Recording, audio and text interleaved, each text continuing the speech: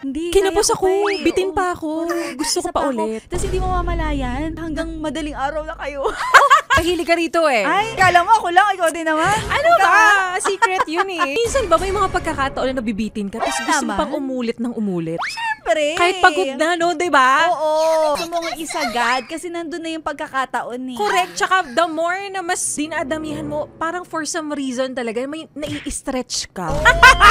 Mas napapractice mo yung pagiging veterano. Ay! Umpisahan mo, natapos ka ng mga 5 minuto. Tapos Bilis? parang, ha? Hindi, Kinapos kaya ko ako, pa eh. bitin Oo. pa ako.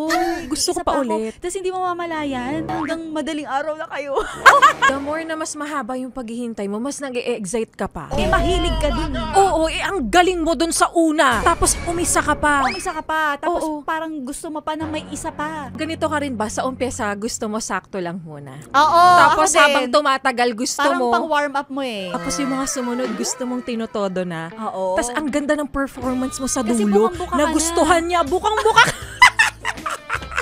Bonding moment natin to. Correct. Ito nga yung, ikaw ba minsan ay gusto mo pang ulitin kasi parang ikaw ay nabibitin kapag ikaw ay kumakanta sa karaoke.